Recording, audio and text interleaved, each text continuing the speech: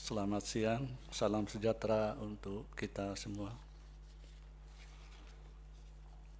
Sebelum sidang dilanjutkan, majelis menyampaikan permohonan maaf karena sidang ini tertunda beberapa saat karena majelis hakim harus menyelesaikan rapat permusyawaratan hakim.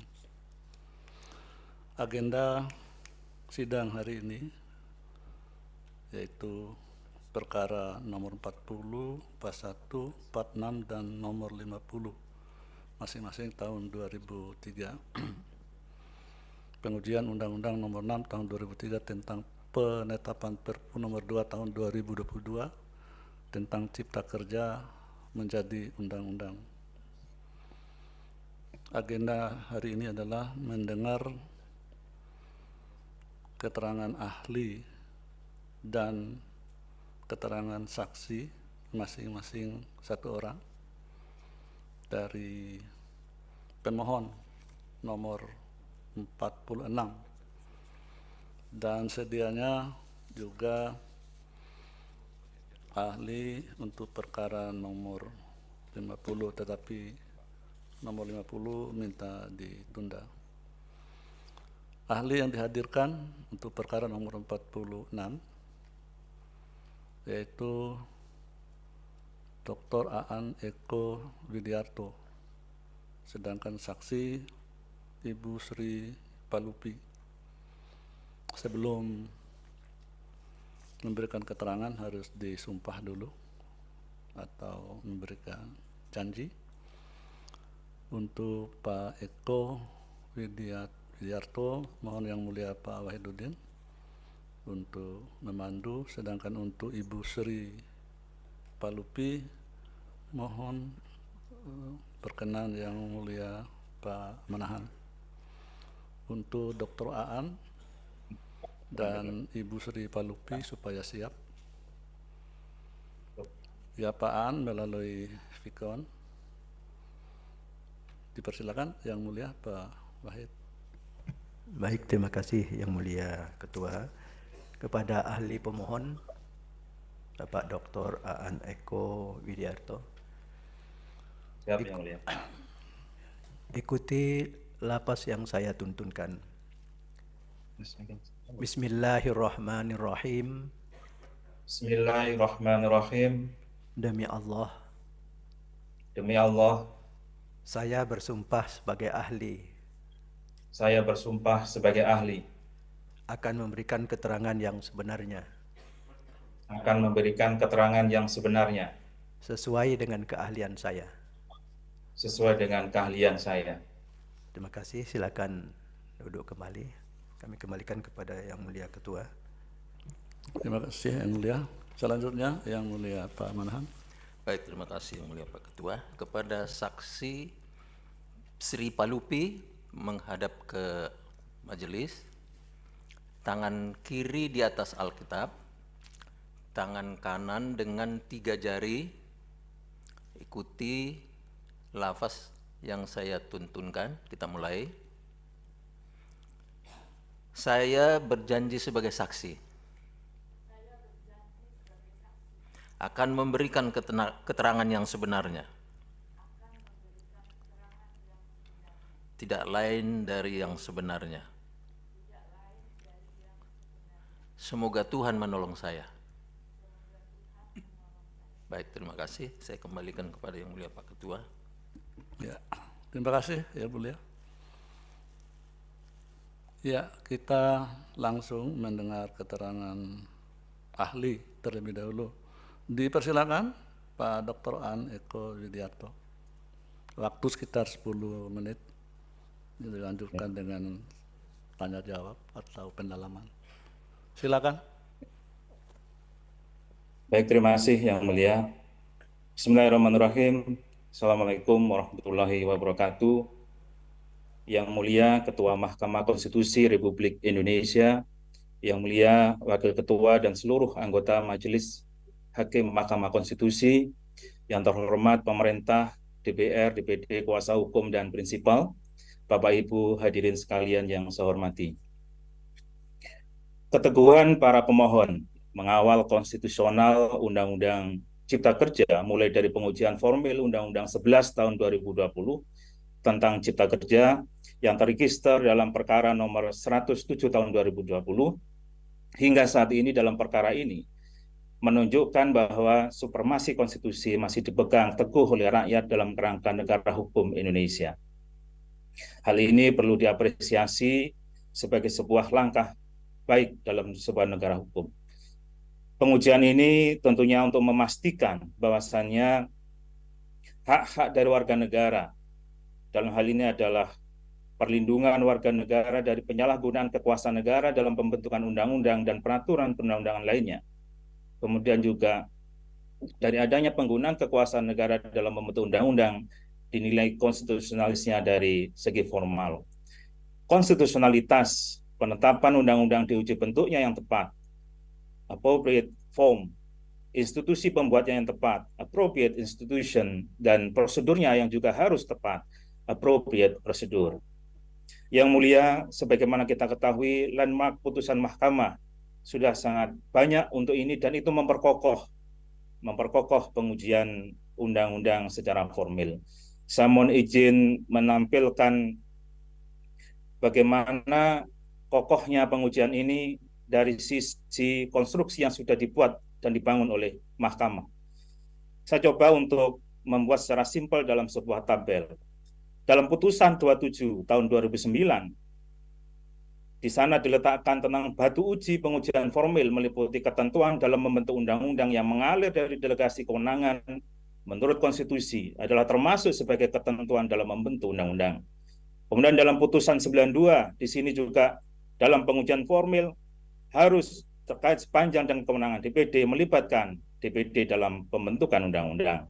Kemudian dalam putusan 79 PUU 2019, kriteria dan cakupan pengujian formil itu harus meliputi pengujian atas pelaksanaan tata cara atau prosedur pembentukan undang-undang, baik dalam pembahasan maupun dalam pengambilan keputusan atas rancangan suatu undang-undang.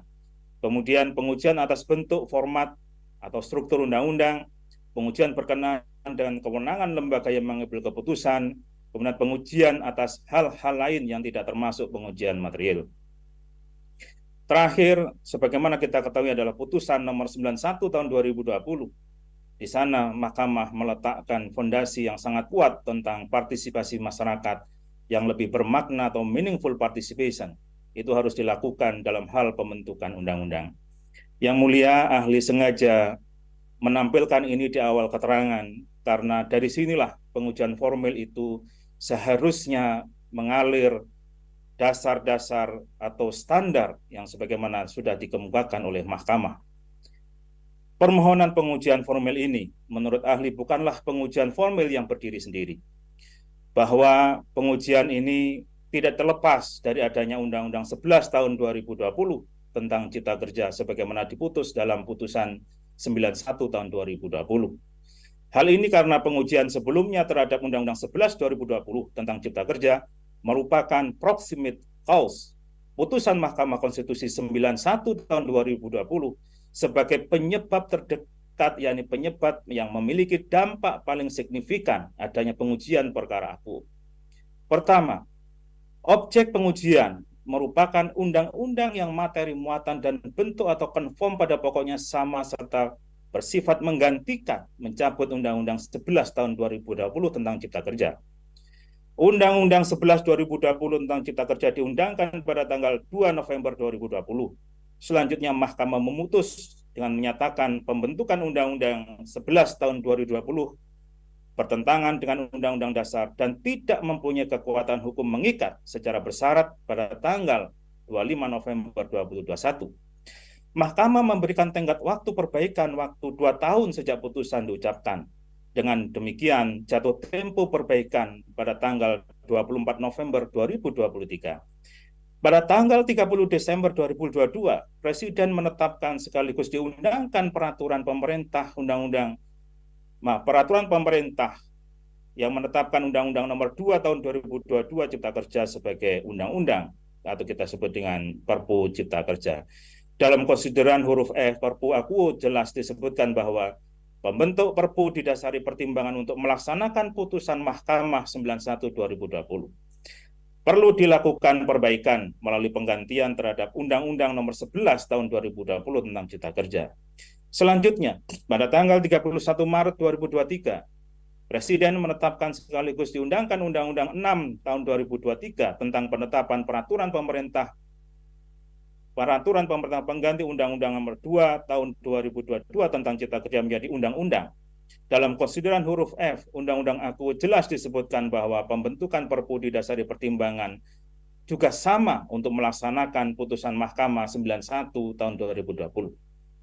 Yang mulia, dengan demikian, putusan Mahkamah Konstitusi nomor 91 2020 jelas merupakan proximate cause yang menjadi penyebab terdekat dan memiliki dampak paling signifikan adanya pembentukan undang-undang yang menjadi objek pengujian perkara AKU. Yang kedua, sebagai proximate cause, putusan Mahkamah Konstitusi 91 2020 seharusnya menjadi panduan wajib bagi pembentuk undang-undang dalam melakukan perbaikan atas Undang-Undang 11 tahun 2020 tentang Cipta Kerja. Perbaikan yang seharusnya dilakukan oleh pembentuk undang-undang berdasarkan putusan Mahkamah Konstitusi 91 tahun 2020 itu menurut ahli ada 9 yang berhasil diidentifikasi dari putusan 91 tahun 2020. Secara lebih ringkas, secara tertulis dianggap dibacakan untuk menghemat waktu, saya langsung ke ringkasan dari apa saja perbaikan-perbaikan yang harus dilakukan oleh pembentuk undang-undang. Mohon izin saya share screen. Yang pertama adalah kalau di klaster ada 3 pokok perbaikan. 1, perbaikan teknik penyusunan undang-undang. Ini di atas sudah saya sebutkan pada angka 1 dan rasio desidendi dari Mahkamah juga saya sebutkan paragrafnya, yang intinya kejelasan sebagai undang-undang baru atau undang-undang perubahan. Kemudian yang kedua, ketidakjelasan rumusan. Yang keempat, yang berikutnya menyimpangi teknik perubahan undang-undang. Kemudian menggunakan metode pembentukan undang-undang, dalam hal ini Omnibus Law yang belum diadopsi dalam undang-undang tentang pembentukan undang-undang. Kemudian kesalahan pengutipan dalam merujuk pasal sehingga hal tersebut tidak sesuai dengan asas kejelasan rumusan. Kemudian bertentangan dengan asas kejelasan tujuan dan asas kejelasan rumusan.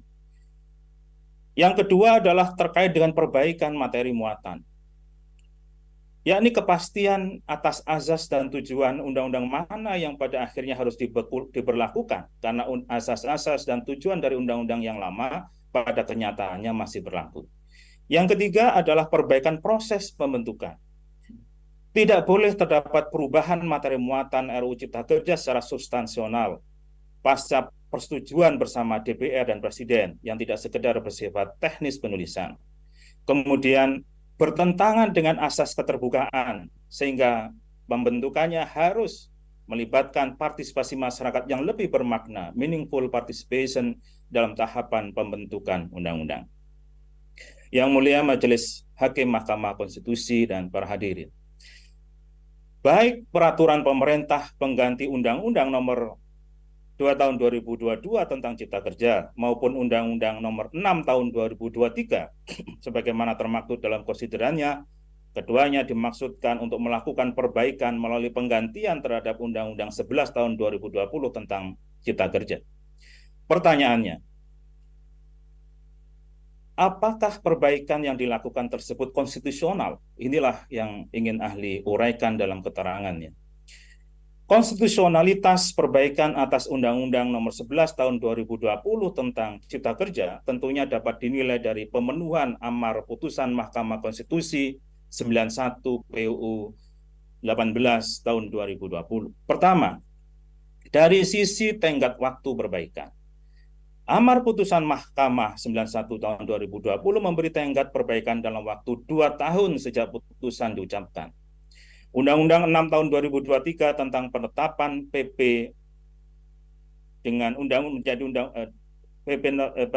peraturan pemerintah pengganti Undang-Undang 2 tahun 2022 tentang Cipta Kerja yang dimaksudkan sebagai undang-undang perbaikan atas Undang-Undang 11 tahun 2020 tentang Cipta Kerja diundangkan pada tanggal 31 Maret 2023.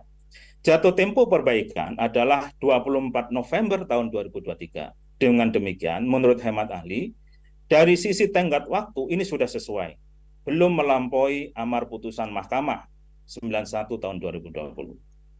Kedua, dari sisi teknik penyusunan undang-undang.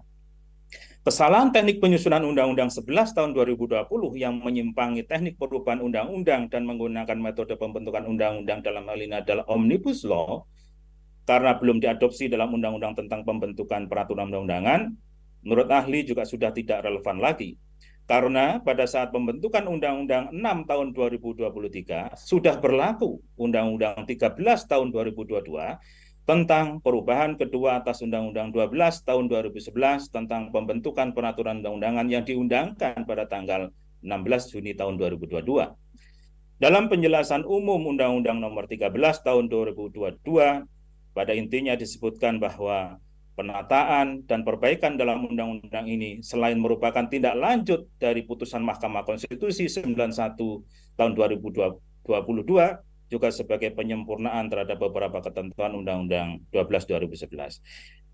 Jadi dalam hal ini sudah jelas dimaksudkan sebagai tindak lanjut putusan Mahkamah terkait dengan yang pertama, metode Omnibus Law ditambahkan. Yang kedua, memperbaiki kesalahan teknis setelah persetujuan bersama antara DPR dan Presiden dalam rapat paripurna dan sebelum pengesahan dan pengundangan. Yang ketiga, memperkuat keterlibatan dan partisipasi masyarakat yang bermakna, meaningful participation, dan seterusnya. Dengan demikian, dari sisi teknik penyusunan undang-undang, Undang-Undang Nomor 6 tahun 2023 yang merupakan objek pengujian yang dimaksudkan sebagai perbaikan Undang-Undang 11 tahun 2020, menurut ahli sudah sesuai dengan amar putusan Nomor 91 tahun 2020. Ketiga, dari sisi pilihan jenis peraturan perundang-undangan. Amar putusan Mahkamah Konstitusi 91 tahun 2020 menyatakan bahwa pembentukan Undang-Undang 11 tahun 2020 bertentangan dengan Undang-Undang Dasar dan tidak mempunyai kekuatan hukum mengikat secara bersyarat sepanjang tidak dilakukan perbaikan dalam waktu 2 tahun sejak putusan ini diucapkan. Berdasarkan amar putusan tersebut, maka dimaknai Mahkamah memerintahkan pada pembentuk undang-undang untuk memperbaiki Undang-Undang 11 tahun 2020 dengan membentuk undang-undang sebagai perbaikannya. Dengan adanya peraturan pemerintah pengganti Undang-Undang Nomor 2 tahun 2022 tentang Cipta Kerja sebagai perbaikan, maka menurut ahli tidak sesuai dengan amar putusan Mahkamah yang memerintahkan dibentuk undang-undang. Suatu undang-undang dibentuk dengan persetujuan bersama antara DPR dengan Presiden, sedangkan Perpu dibentuk oleh Presiden tanpa persetujuan bersama DPR. Tahapan pembentukan Perpu juga berbeda dengan tahapan pembentukan undang-undang. Alasan pembentukan Perpu juga berbeda dengan alasan pembentukan undang-undang. Kalau kemudian Perpu ditetapkan DPR menjadi undang-undang, itu merupakan perintah konstitusi yang mau tidak mau dilakukan oleh DPR dalam hal DPR menyetujui Perpu. Undang-undang penetapan Perpu tidak dapat dipersamakan dengan undang-undang yang bukan penetapan Perpu. Undang-Undang Nomor 11 tahun 2020 bukanlah undang-undang yang berupa penetapan Perpu, sehingga perbaikannya pun seharusnya dalam jenis undang-undang yang bukan penetapan Perpu. Keempat, dari sisi materi muatan. Dalam putusan Mahkamah Konstitusi 91 tahun 2020, disebutkan bahwa dengan dirumuskannya asas-asas dan tujuan dalam Undang-Undang 11 tahun 2020 yang dimaksudkan untuk dijabarkan dalam sejumlah undang-undang yang dilakukan perubahan akan menimbulkan ketidakpastian atas asas-asas dan tujuan mana yang pada akhirnya harus diberlakukan, karena azas-azas dan tujuan dari undang-undang yang lama pada kenyataannya masih berlaku. Dalam Undang-Undang Nomor 6 tahun 2023, ternyata kesalahan tersebut masih belum diperbaiki.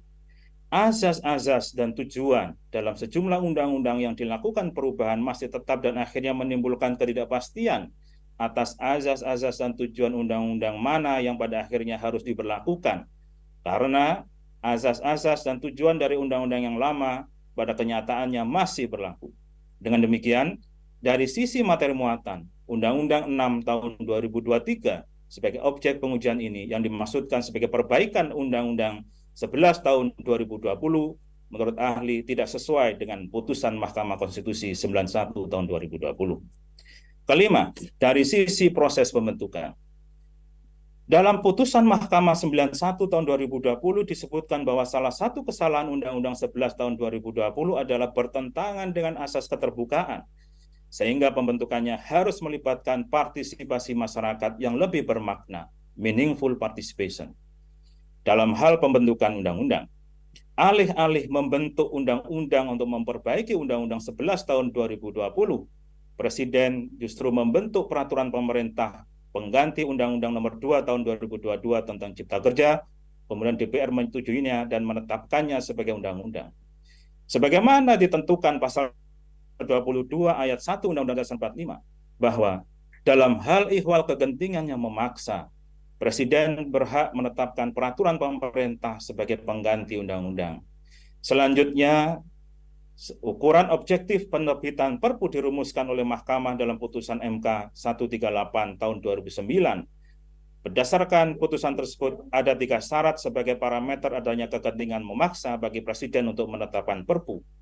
Pertama, adanya keadaan yaitu kebutuhan mendesak untuk menyelesaikan masalah hukum secara cepat.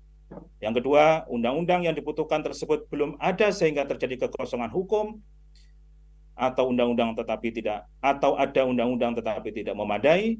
Dan yang ketiga, kekosongan hukum tersebut tidak dapat diatasi dengan cara membuat undang-undang secara prosedur biasa, karena akan memerlukan waktu yang cukup lama, sedangkan keadaan yang mendesak tersebut perlu kepastian untuk diselesaikan. Artinya, pembentukan Perpu jauh dari kondisi normal pembentukan undang-undang. Harus ada syarat hal ihwal kegentingan yang memaksa, yang kemudian oleh Mahkamah ditafsirkan lebih lanjut menjadi 3 parameter di atas. Dalam hal kegentingan yang memaksa, tidak mungkin ada penerapan asas partisipasi masyarakat yang sempurna. Partisipasi masyarakat yang lebih bermakna, meaningful participation dalam pembentukan undang-undang, tidak mungkin dilaksanakan pembentuk Perpu. Ketika Perpu sudah diundangkan pun dan dilakukan proses untuk mendapat persetujuan DPR dalam persidangan yang berikut, sebagaimana ditentukan pasal 22 ayat 2 Undang-Undang Dasar 45, tidak mungkin pula dilakukan partisipasi masyarakat yang lebih bermakna atau meaningful participation. Dengan demikian, dari sisi proses pembentukan, Undang-Undang Nomor 6 Tahun 2023 yang dimaksudkan sebagai perbaikan Undang-Undang 11 Tahun 2020, menurut ahli tidak sesuai dengan putusan Mahkamah Konstitusi Nomor 91 Tahun 2020. Yang mulia Majelis Hakim Mahkamah Konstitusi, berdasarkan pendapat hukum di atas, ahli berpendapat bahwa perbaikan Undang-Undang 11 Tahun 2020 tentang penetapan peraturan pemerintah pengganti Undang-Undang Nomor 2 Tahun 2022 tentang Cipta Kerja atau Perpu Cipta Kerja yang selanjutnya ditetapkan menjadi Undang-Undang Nomor 6 Tahun 2023 tentang penetapan peraturan pemerintah pengganti Undang-Undang Nomor 2 Tahun 2022 tentang Cipta Kerja menjadi undang-undang adalah inkonstitusional. Perbaikan Undang-Undang 11 Tahun 2020 tentang Cipta Kerja yang dilakukan pembentuk undang-undang sebagaimana dipersyaratkan Mahkamah dalam putusan Nomor 91 PU 18 2020 tidak dipenuhi secara kumulatif. Akibatnya, masih terdapat cacat hukum formil atas pembentukan Undang-Undang Nomor 6 Tahun 2023. Yang mulia, demikian keterangan yang dapat ahli sampaikan. Semoga bermanfaat dalam memutus perkara ini. Wassalamualaikum warahmatullahi wabarakatuh. Baik, terima kasih ahli. Lanjut ke saksi, Ibu Sri Palupi, dipersilakan. Di mimbar ya.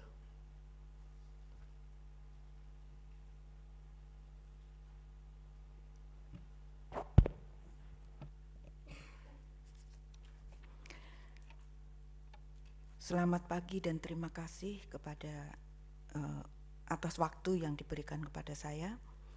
Yang mulia Majelis Hakim Mahkamah Konstitusi, yang terhormat para wakil dari pemerintah, yang terhormat pemohon dan kuasa hukumnya, dan para hadirin yang berbahagia.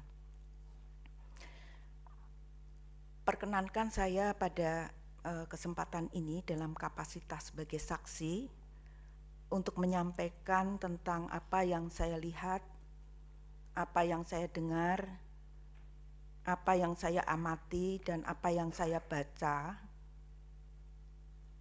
dalam proses saya melakukan penelitian atau riset tentang dampak pelaksanaan Undang-Undang Cipta Kerja di Provinsi Sulawesi Tengah, khususnya di Kabupaten Sigi dan Kabupaten Buol. Nah, atas proses riset ini dalam kaitannya dengan Undang-Undang Cipta Kerja, saya sudah membaca juga keputusan MK terkait dengan Undang-Undang Cipta Kerja ini, di mana MK menyatakan bahwa Undang-Undang Cipta Kerja itu sudah dinyatakan inkonstitusional bersyarat dengan keputusan nomor 91 tahun 2020. Dan Mahkamah Konstitusi memberikan waktu bagi pemerintah untuk memperbaiki dalam waktu 2 tahun. Dan kalau dalam waktu tersebut pemerintah tidak menjalankannya, maka undang-undang ini akan inkonstitusional permanen. Di dalam keputusan Mahkamah Konstitusi tersebut, Mahkamah Konstitusi juga memerintahkan pemerintah untuk menangguhkan tindakan ataupun kebijakan strategis yang berdampak luas, dan juga tidak membolehkan untuk membuat aturan turunan yang baru. Nah, apa yang saya lihat, apa yang saya dengar, apa yang saya amati, apa yang saya saksikan, dan apa yang saya baca selama proses riset ini, saya menyimpulkan ada 2 hal yang patut saya ajukan di sini.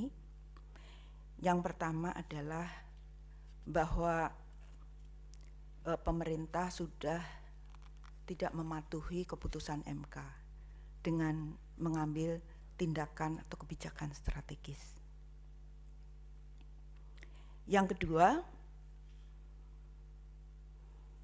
pelaksanaan Undang-Undang Cipta Kerja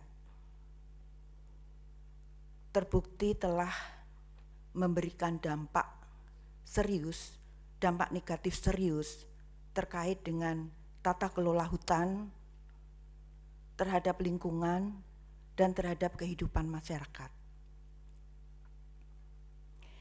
Yang pertama, soal ketidakpatuhan pemerintah dalam bentuk membuat atau mengambil tindakan dan kebijakan yang strategis dan berdampak luas, itu dalam bentuk 3 hal yang terjadi di Provinsi Sulawesi Tengah. Yang pertama, dengan peraturan pemerintah nomor 23 tahun 2021 tentang penyelenggaraan kehutanan, pemerintah pusat mengambil alih seluruh kewenangan pemerintah provinsi dan kabupaten dalam hal tata kelola hutan. Yang kedua, pemerintah mengambil alih kewenangan Kesatuan Pengelolaan Hutan atau pengelola hutan di tingkat tapak atau KPH. Jadi seluruh kewenangan KPH sekarang ada di tangan pemerintah pusat. Dan yang ketiga, pemerintah pusat memaksa pemerintah provinsi untuk menghentikan seluruh kerjasama KPH dengan masyarakat.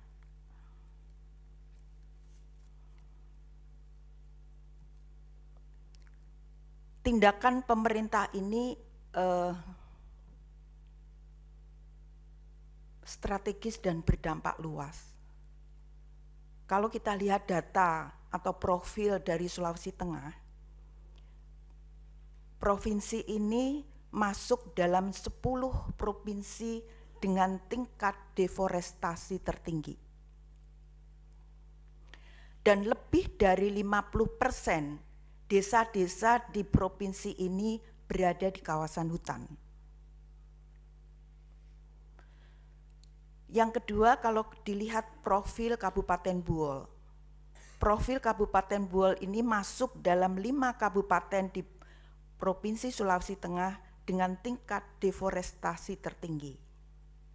Dari hasil kajian lingkungan hidup strategis yang dibuat oleh ATR BPN menyatakan bahwa Kabupaten Buol termasuk daerah kritis dan juga rekomendasinya adalah tidak boleh ada lagi pembukaan hutan di kabupaten ini.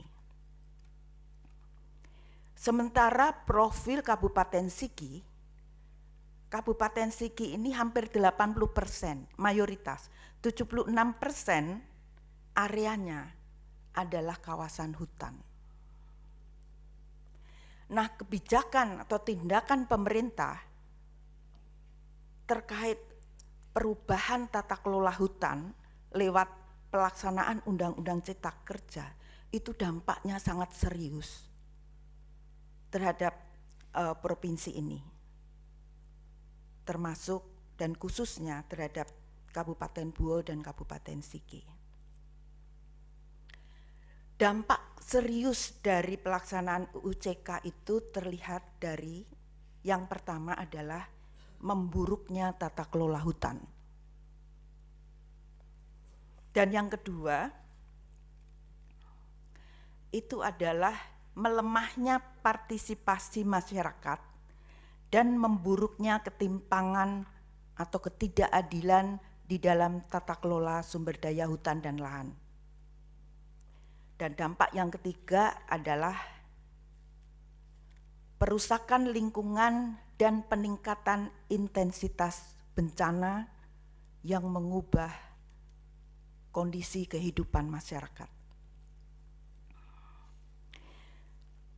Dampak yang pertama adalah memburuknya tata kelola hutan. Dalam hal ini sebagai peneliti saya menggunakan indikator untuk tata kelola hutan yang baik itu adalah transparansi, adanya transparansi atau keterbukaan, kemudian adanya partisipasi dan kesetaraan yang termasuk di dalamnya adalah inklusivitas dan juga peran serta masyarakat di dalam memanfaatkan hutan untuk peningkatan kesejahteraannya. Yang ketiga itu akuntabilitas dan yang keempat adalah koordinasi. Sebelum ada atau sebelum dilaksanakannya Undang-Undang Cipta Kerja, kondisi tata kelola hutan di Provinsi Sulawesi Tengah dan 2 kabupaten tadi, Kabupaten Buol dan Kabupaten Sigi, itu tata kelolanya sudah buruk. Dan dengan tata kelola yang buruk ini, misalnya sebelum UUCK ya, itu deforestasi tinggi sekali. Kemudian korupsi dalam tata kelola hutan. Salah satu korupsi yang sangat kita kenal adalah suap yang dilakukan PT Hartati Murdaya sebagai pemilik dari perusahaan sawit di Kabupaten Buol kepada Bupati Buol Amran Batalibu, memberikan suap sebesar 3 miliar untuk mendapatkan izin lokasi. Itu salah satunya. Kemudian meningkatnya intensitas bencana, minimnya partisipasi masyarakat, di mana pengelolaan hutan dan lahan itu didominasi oleh korporasi. Pembalakan liar dan pertambangan ilegal. Nah, atas tata kelola hutan yang buruk ini pemerintah Provinsi Sulawesi Tengah, pemerintah Kabupaten Buol, dan pemerintah Kabupaten Sigi itu sudah melakukan berbagai upaya untuk membenahi tata kelola hutan.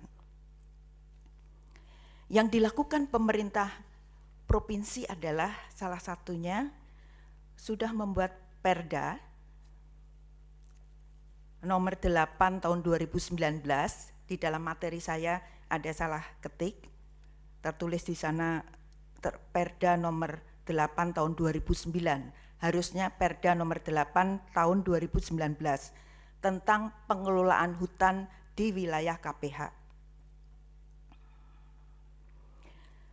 Kemudian upaya yang dilakukan juga meningkatkan partisipasi masyarakat, melakukan rehabilitasi hutan, melakukan reboisasi hutan. Jadi ini yang dilakukan provinsi, kabupaten, dan 2 kabupaten tadi. Kemudian yang ketiga itu mewujudkan keadilan, mengoreksi ketimpangan, dan meningkatkan partisipasi masyarakat melalui pengakuan hutan adat, terutama di Kabupaten Sigi. Itu pemerintah kabupaten gencar menjalankan keputusan MK nomor 35 tahun 2012 tentang hutan adat. Nah, ini pemerintah Kabupaten Sigi sangat gigih dan gencar untuk menjalankan keputusan MK. Kemudian upaya lain adalah meningkatkan pengawasan dan penegakan hukum. Dan satu lagi untuk mewujudkan keadilan tadi adalah merespon dengan serius program strategis pemerintah dalam bentuk reforma agraria dan perhutanan sosial. Bahkan Kabupaten Sigi itu oleh pemerintah pusat dijadikan sebagai kabupaten contoh yang inspiratif di dalam merespon program reforma agraria dan perhutanan sosial. Kemudian juga pemerintah provinsi dan pemerintah kabupaten ini sangat serius dalam menjalankan impres moratorium terkait dengan izin perkebunan sawit. Dan berikutnya adalah melakukan kajian lingkungan hidup. Tetapi apa yang terjadi?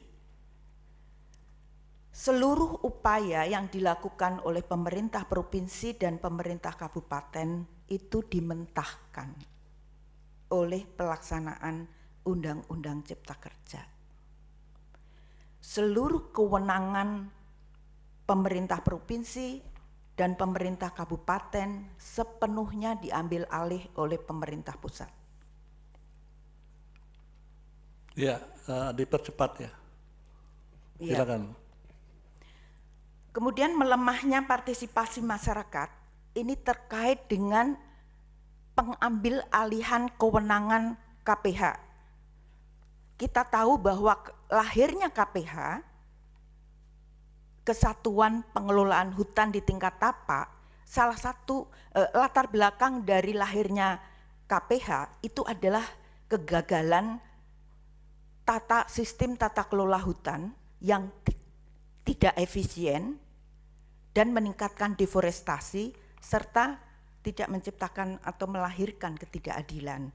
Nah, dengan KPH ini upaya untuk memperbaiki ketimpangan, meningkatkan partisipasi masyarakat itu sudah terwujud. Tetapi kemudian dengan hilangnya peran KPH yang sebelumnya adalah manajer hutan atau manajer dalam tata kelola hutan di tingkat tapak, itu menjadi sepenuhnya peran administratif saja di dalam pelaksanaan pelaksanaan Undang-Undang Cipta Kerja ini. Yang kedua, indikasi dari dari lemahnya partisipasi masyarakat itu adalah rendahnya dukungan dari pemerintah terkait program reforma agraria dan perhutanan sosial yang diajukan oleh pemerintah provinsi dan kabupaten. Dari total luasan yang diajukan Provinsi Sulawesi Tengah, yang disetujui oleh pemerintah pusat tidak sampai 10%. Sementara untuk Kabupaten Sigi, yang harusnya dia mendapatkan proporsi tinggi karena mayoritas wilayahnya adalah kawasan hutan, Kabupaten Sigi justru hanya mendapatkan 10%, sementara Kabupaten Buol mendapatkan 20%. Ada ketidakadilan yang nyata di dalam pelaksanaan Undang-Undang Cipta Kerja ini. Yang pertama kita lihat di Kabupaten Buol, ada desa transmigran yang sejak tahun 2006 sampai sekarang, sampai penelitian ini dilakukan, masih berstatus kawasan hutan, baik pemukimannya maupun lahan pertaniannya. Bahkan ada desa yang belum mendapatkan lahan pertanian. Yang kedua, Undang-Undang Cipta Kerja ini menyediakan mekanisme penyelesaian dengan dalih keterlanjuran untuk perusahaan-perusahaan yang membabat hutan untuk perkebunan sawit tanpa izin pelepasan kawasan hutan. Tetapi Undang-Undang Cipta Kerja itu tidak menyediakan mekanisme untuk penyelesaian, bukan keterlanjuran sebenarnya, karena hutan yang digunakan oleh masyarakat untuk pertanian. Ada satu desa di Kabupaten Sigi yang hutan negaranya itu sudah enggak ada, habis. Tinggal hutan adat yang mereka jaga utuh. Tetapi pemerintah pusat menolak untuk mengeluarkan desa ini dari kawasan hutan dengan melepaskan kawasan hutan ini menjadi APL. Yang ketiga, ada kemudahan investasi di dalam Undang-Undang Cipta Kerja, tetapi tidak ada kemudahan untuk pengakuan hutan adat. Pengakuan hutan adat di Kabupaten Sigi yang sudah diberikan oleh pemerintah kabupaten dianulir oleh pemerintah pusat. Contoh misalnya di desa masyarakat adat Ngatatoro. Hutan adatnya, wilayah adatnya itu seluas hanya 3.000 meter persegi. Tetapi di dalam pengakuan hutan adat oleh pemerintah pusat, yang diberikan itu hanya seluas kampung mereka atau 1.600 meter persegi. Artinya hutan adat yang sudah diakui oleh pemerintah kabupaten dianulir oleh pemerintah pusat. Artinya pemerintah pusat tidak mematuhi juga keputusan MK terkait hutan adat. Padahal di dalam ada perbedaan yang sangat serius antara mekanisme yang disediakan oleh Undang-Undang Cipta Kerja dengan pendekatan keterlanjuran dengan apa yang terjadi di masyarakat. Yang terjadi di masyarakat itu bukan keterlanjuran, tetapi kesewenang-wenangan pemerintah di dalam menetapkan kawasan hutan. Contoh yang terjadi pada masyarakat adat Ngatatoro. Mereka sudah, sebelum pemerintah menetapkan kawasan hutan, mereka sudah menjaga hutan adatnya dengan utuh, dengan sistem kearifan lokal yang sangat ketat. Kemudian datang pemerintah menetapkan area mereka sebagai kawasan hutan, tetapi mereka ditipu.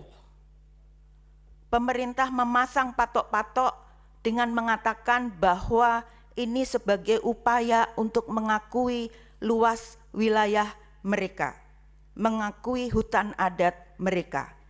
Dan masyarakat dengan senang hati membantu pemerintah memasang patok-patok itu. Dan yang terjadi adalah ketika mereka melewati patok-patok itu, mereka ditangkap. Sudah ada begitu banyak warga masyarakat adat yang ditangkap karena masuk hutannya sendiri. Padahal aturan adat itu sangat sulit untuk masyarakat memotong kayu di wilayah adatnya. Mereka harus izin dan itu harus ditetapkan hanya berapa potong kayu yang boleh diambil. Dan juga ada wilayah yang ditetapkan tidak boleh sama sekali warga memasuki wilayah keramat itu. Nah, kesewenangan yang ada, kesewenangan ini dilegalkan juga di dalam Undang-Undang Cipta Kerja. Tidak ada perubahan terkait dengan aturan kesewenangan pemerintah di dalam menetapkan kawasan hutan. Riset saya di tempat-tempat yang lain itu menunjukkan contoh misalnya di Kabupaten Bengkulu. Bagaimana desa transmigran yang warganya sudah mendapatkan sertifikat, desanya mendapatkan sertifikat, tiba-tiba ATR BPN mencabut lahan dan hutan desa karena pemerintah menetapkan desa dan lahan mereka sebagai kawasan hutan.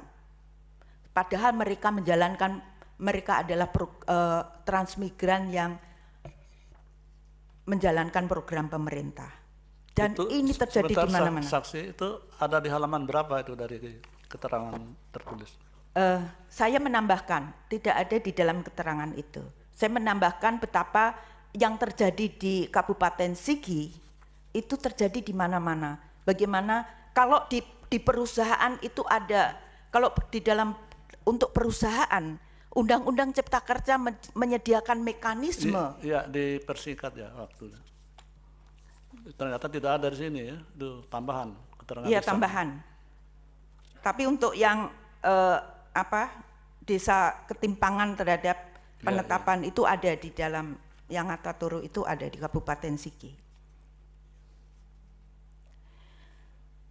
Yang ketiga tadi soal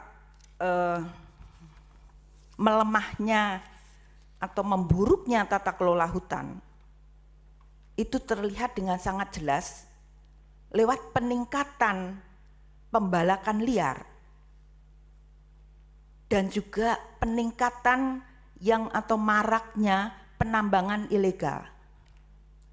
Dan itu sudah dilaporkan oleh kedua kabupaten ini kepada pihak provinsi, dan provinsi juga sudah melaporkan kepada pusat, dengan provinsi mengatakan kami sudah tidak memiliki kewenangan untuk menindak. Sementara laporan sampai sekarang belum direspon oleh pemerintah pusat. Nah, dampak dari buruknya tata kelola hutan adalah bencana, intensitas bencana. Buol yang dulunya banjir paling tidak setahun sekali, sekarang dengan kerusakan di daerah hulu lewat pembabatan hutan yang gila-gilaan, itu setiap hujan Buol sekarang banjir. Sementara Kabupaten Sigi dengan tingkat kemiringan 40% lebih, itu yang namanya longsor karena daerah hulu sudah kayu-kayu yang besar-besar sudah ditebang. Itu yang namanya longsor. Setiap kali hujan, kalau kita pergi ke Sigi itu atau pergi ke desa-desa, itu sungguh kita khawatir akan selamat atau tidak, karena longsor itu terjadi hampir di setiap kali hujan. Nah, dari kesaksian ini pertanyaan saya adalah, kalau Undang-Undang Cipta Kerja sudah dilaksanakan, lalu untuk apa pemerintah membuat undang-undang baru yang dalam hal ini adalah Perpu yang substansinya tidak jauh berubah? Artinya logika kekosongan hukum itu tidak terbukti karena Undang-Undang Cipta Kerja sudah dijalankan. Yang kedua, Jadi, alasan begini Bu, Ibu ini saksi ya, bukan ahli ya. Silakan terus. ya Jadi kan saya membaca Perpu juga ya, karena iya betul, tapi statusnya Ibu ini oleh pemohon diajukan sebagai saksi. Mestinya tadi sebagai ahli saja oleh pemohon. Ya, silakan. baik. Nah, di dalam apa yang saya saksikan, bukan hanya di bukan hanya di Sulawesi Tengah. Saya baru saja pulang dari Morowali. Artinya meskipun riset saya sudah selesai tahun 2002, tetapi di awal 2003, karena riset saya tahun 2002 sampai awal 2003, saya masih berhubungan dengan para narasumber baik di Provinsi Sulawesi Tengah maupun di kedua kabupaten. Dan belum lama ini saya juga pulang dari Morowali. Bagaimana di Morowali yang terjadi jauh lebih buruk daripada yang saya saksikan di kedua kabupaten. Di Morowali itu terkenal dengan istilah warganya itu, saya begitu sering mendengar tiba-tiba iup, tiba-tiba iup. Saya ikut audiensi di sana, kebetulan pada saat ke Morowali itu ada aksi massa rakyat yang menolak pertambangan nikel yang masuk secara luar biasa di Morowali. Dan saya mendengarkan penjelasan dari Bupati Morowali ketika massa merangsek masuk ke kantor Bupati. Dan Bupati menjelaskan bahwa ada 100 pertambangan ilegal yang masuk ke Morowali dan pemerintah kabupaten tidak bisa melakukan apa-apa karena kewenangan ada di tangan pusat. Sementara di desa-desa mereka mengatakan tadi yang saya sebut tiba-tiba iup. Bayangkan warga yang sore hari kebunnya masih utuh, bangun pagi kebunnya sudah dibuldoser. Nah, ini 100 tambang ilegal. Bu, saudara saksi bisa disederhanakan nggak? Karena ini yang diuji sekarang bukan materi, Bu. Yang diuji sekarang ini proses pembentukan. Iya. Ya. Justru di dalam saya menjelaskan bahwa pelaksanaan Undang-Undang Cipta Kerja ini adalah melemahkan partisipasi masyarakat. Dan partisipasi masyarakat di dalam proses pembuatan undang-undang ini menjadi sangat penting. Seandainya saya membayangkan seandainya proses partisipasi bermakna itu berjalan. Bu, sekali lagi, Ibu ini bukan ahli ya. Nanti keterangannya nggak bisa digunakan loh kalau Ibu melewati posisinya sebagai saksi. Iya, ini saya hanya menyampaikan, saya mau menyampaikan apa yang saya lihat, saya baca bahwa ada kegentingan yang serius akibat dari pelaksanaan Undang-Undang Cipta Kerja ini. Tadi dibual, massa rakyat ini menuntut mereka itu tanahnya sudah dirampas oleh PT HIP ketika PT HIP masuk. Yang kedua, ketika dan perampasan lahan ini menggunakan kekerasan yang melibatkan tentara dan polisi. Lahan-lahan mereka dibakar. Kemudian yang berikutnya, mereka harus menyerahkan lahan lagi untuk kebun plasma. Tetapi yang terjadi, kebun plasma ini sampai sekarang dikuasai perusahaan dan mereka tidak menerima hasilnya. Sekarang ini dibuat memanas, apalagi kemudian muncullah aksi-aksi massa yang kemudian mendengar ternyata pansus yang dibuat oleh DPR untuk menyelesaikan konflik, ternyata ada suap yang diberikan, muncul kabar ada suap yang diberikan PT HIP kepada pemerintah dan DPR, dan ini sedang memanas di Kabupaten Buol akibat pelaksanaan memburuknya tata kelola hutan yang menciptakan ketidakadilan. Dan ketidakadilan yang terjadi ini saya baca bukan hanya di Buol. Di Riau massa rakyat membakar kantor perusahaan sawit. Ini baru saja terjadi. Di Kalimantan Tengah massa rakyat merusak kantor-kantor dan mobil perusahaan sawit. Di Kalimantan Timur massa rakyat menyegel dan membakar kantor perusahaan sawit.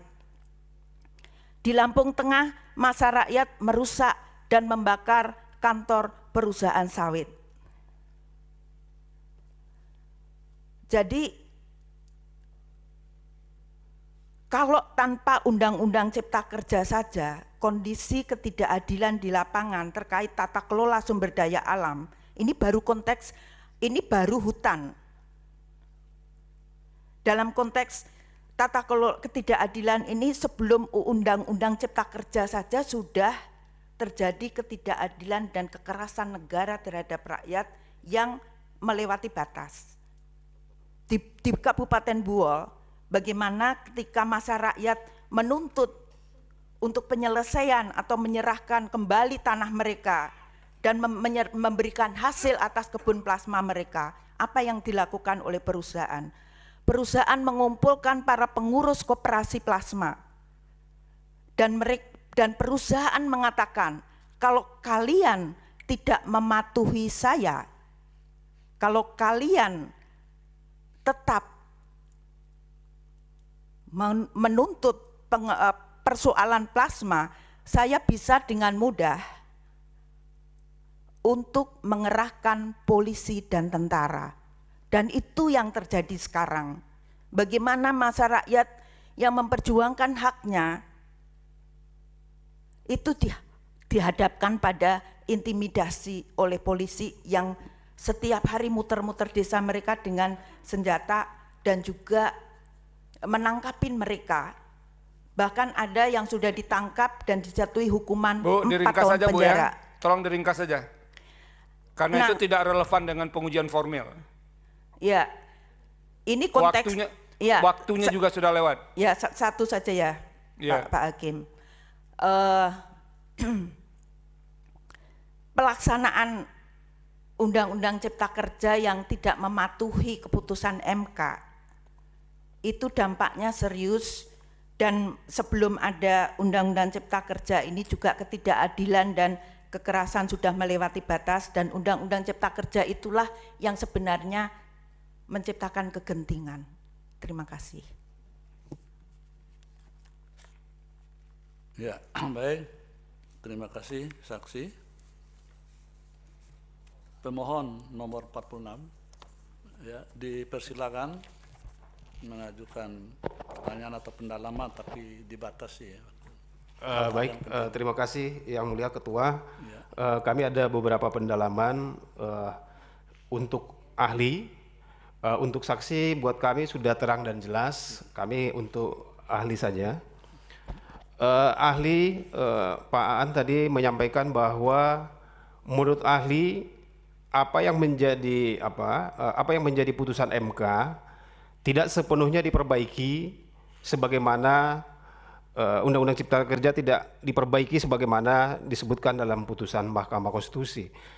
Nah, satu poin yang tadi disebutkan itu adalah karena seyogianya yang diperintahkan oleh putusan MK untuk memperbaiki adalah pembentuk undang-undang, dalam hal ini pemerintah dan DPR. Tapi nyatanya karena ini Perpu, maka ini terkesan yang memperbaiki hanya pemerintah. Nah, ada satu amar putusan juga di putusan 91, putusan MK. Di situ disebutkan apabila dalam tenggang waktu 2 tahun pembentuk undang-undang tidak dapat menyelesaikan perbaikan dan sebagainya, maka pasal atau materi muatan undang-undang yang telah dicabut atau diubah dalam Undang-Undang Nomor 11 2020 tentang Cipta Kerja dinyatakan berlaku kembali.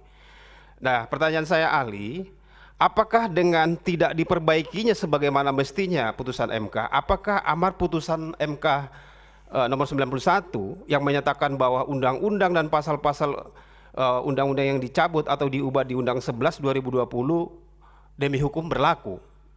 Itu yang pertama. Nah, terus yang kedua, ahli juga tadi menyebutkan ada keadaan mendesak dan sebagainya. Nah, kalau yang kami baca yang menjadi alasan dikeluarkannya Perpu yang sekarang menjadi undang-undang dan sekarang juga diuji di persidangan ini adalah karena ada krisis ekonomi global. Nah, ahli juga sudah mempelajari dan sudah membaca apa yang menjadi substansi dalam Undang-Undang 11 tahun 2020 dan undang-undang yang sekarang diuji di Mahkamah Konstitusi ini adalah isi substansi itu sama. Nah, pertanyaannya, seandainya memang ini ada kegentingan yang memaksa, apakah seharusnya kegentingan memaksa itu terjadi di saat pembentukan Undang-Undang nomor 11 tahun 2020? Artinya seharusnya Undang-Undang 11 2020 didahului dengan Perpu, bukan sekarang. Nah, itu yang kedua. Nah, yang ketiga, itu Mahkamah Konstitusi sudah sangat jelas memberikan pedoman, guideline terkait dengan kegentingan yang memaksa itu. Itu salah satu poin di sini disebutkan, kekosongan hukum tersebut tidak dapat diatasi dengan cara membuat undang-undang secara prosedur biasa karena akan memerlukan waktu yang cukup lama, sedangkan keadaan yang mendesak tersebut perlu kepastian untuk diselesaikan. Nah, memang ada beberapa ahli atau saksi yang menyatakan faktanya tidak ada kekosongan hukum. Namun seandainya pun ada kekosongan hukum, apakah menurut ahli, pengalaman ahli, waktu 2 tahun itu tidak memadai atau tidak mencukupi untuk melakukan perbaikan? Padahal secara kita ketahui bersama, Undang-Undang 11 2020 pun itu pembentukannya sewaktu diundangkan itu tidak mencapai 1 tahun. Nah, pertanyaan saya adalah, apakah waktu yang ditentukan oleh Mahkamah Konstitusi 2 tahun itu tidak akan mungkin dilakukan oleh pemerintah dan DPR? Nah, dan yang terakhir, ahli tadi menyatakan bahwa putusan Mahkamah Konstitusi nomor 11 tahun 2020 terkait dengan Undang-Undang 11 2020 itu satu kesatuan yang tidak terpisahkan dengan Perpu dan undang-undang yang diuji sekarang. Nah, pertanyaan terakhir saya adalah, seandainya putusan Mahkamah Konstitusi tidak diperbaiki sebagaimana mestinya, apakah seharusnya Undang-Undang Cipta Kerja tahun 2011 2020 dan undang-undang yang diajukan sekarang di Mahkamah Konstitusi menjadi inkonstitusional secara permanen? Demikian ahli. Terima kasih Yang Mulia. Ya, baik, dari kuasa Presiden silakan. Ada? Terima kasih Yang Mulia. Pertama, kami ingin mengajukan pertanyaan kepada ahli Pak Aan. Kami tadi cuma hanya mendengar kesimpulan dari Pak Aan bahwa perbaikan ya di putusan MK mengatakan melakukan perbaikan paling lama selama 2 tahun terhadap Undang-Undang Cipta Kerja. Nah, bagian mana dari putusan MK ataupun di pertimbangan tersebut, putusan 91 itu, yang tadi disimpulkan oleh Pak Aan bahwa Undang-Undang Cipta Kerja hanya dapat dilakukan perbaikan dengan undang-undang saja, tidak dengan Perpu. Kami tidak melihat dasar pertimbangan sehingga ahli menyimpulkan tidak dapat dilakukan dengan Perpu. Yang kedua adalah pertanyaannya, Perpu dianggap hanya merupakan tindakan sepihak dari Presiden yang kita sebut dengan tindakan subjektif. Bukankah Perpu itu kemudian diuji objektivitasnya dengan DPR sehingga persetujuan DPR itu dituangkan dalam Undang-Undang Nomor 6 Tahun 2023. Dengan demikian bahwa pembentukan peraturan perundang-undangan itu memenuhi asas dari Presiden dan dari asas dari DPR-nya. Kemudian kami ke ahli tadi, ke saksi, mohon maaf Yang Mulia, ke saksi. Pertama kami ingin mempertanyakan, memang agak membingungkan apakah saksi atau ahli, ini kami pertanyaannya. Tapi tadi saksi mengatakan bahwa adalah periset atau peneliti. Kami tidak mendapatkan informasi apakah peneliti sendiri atau peneliti mewakili lembaga. Mestinya kalau peneliti ada lembaganya sehingga dia komprehensif di dalam penelitiannya. Kemudian tadi saksi juga menggunakan data hasil riset tahun 2022 sampai 2003. 2002 bukan 2023. Iya. Namun kami melihat bahwa hasil riset yang disampaikan sangat kualitatif sekali. Tentu ada data-data menunjukkan kalau buruknya seperti apa. Kalau misalnya ada deforestasi, tentu ada datanya. Jadi mungkin ini yang perlu juga disampaikan kepada kami. Ada lagi pertanyaan? Nah, kemudian kami juga, apakah saksi juga membaca secara lengkap Undang-Undang Cipta Kerja, yaitu Undang-Undang 6 tahun 2023, mengenai tadi bahwa kalau tadi disebut menyelesaikan keterlanjuran di kawasan hutan yang diatur dalam undang-undang, hanya seolah-olah hanya untuk perusahaan, padahal dalam undang-undang tersebut jelas ada mekanisme untuk perusahaan, ada mekanisme untuk petani atau masyarakat. Untuk di bawah 5 hektar diberikan perlakuan khusus. Jadi menurut hemat kami bahwa saksi tidak membaca lengkap apa yang diatur di dalam Undang-Undang Cipta Kerja, termasuk dalam peraturan pelaksanaan yang mulia, yaitu diatur dalam PP 23 2021 dan PP 24 2021. Prof. Asep dari kita. Demikian yang mulia, terima kasih. Baik, terima kasih. Dari meja hakim, ya, yang mulia Prof. Eni terlebih dulu, silakan. Baik, terima kasih Yang Mulia Pak Ketua. Saya ke Pak Aan, ahli. Sedikit saja nih Pak Aan ya. Di halaman 10 itu tertulis dengan demikian dari sisi teknik penyusunan Undang-Undang 6 tahun 2023 yang dimaksudkan sebagai perbaikan Undang-Undang 11 2020 sudah sesuai dengan amar putusan MK nomor 91. Itu sebetulnya apa yang dimaksudkan dengan statement sudah sesuai dengan amar putusan MK nomor 91. Kalau kita lihat dari sisi teknik penyusunan sebuah undang-undang, paling tidak dasarnya adalah Undang-Undang 12 tahun 2011 bagaimana kemudian telah diperbaiki. Kita bisa lihat bahwa di dalam tekniknya itu mencakup lampiran 1 soal teknik naskah akademik, kemudian yang kedua ada teknik di dalam penyusunan secara keseluruhan dari sebuah produk peraturan undang-undangan. Kalau itu kemudian sudah disampaikan oleh ahli dinyatakan sudah sesuai dengan amar, sementara teknik tidak bisa dilepaskan dari proses, kemudian kesimpulannya mengatakan tidak sesuai itu, bagaimana kemudian bisa sampai kepada kesimpulan yang berbeda, sementara dari sisi teknik yang itu adalah sesuatu yang sangat fundamental dalam proses penyusunan perundang-undangan dan sudah ada kemudian kebakuannya dalam lampiran 1 dan 2, bagaimana kemudian bisa berkesimpulan sebaliknya dari halaman 10 tersebut ya. Itu saya mohon nanti bisa dijelaskan atau diberikan tambahan penjelasan.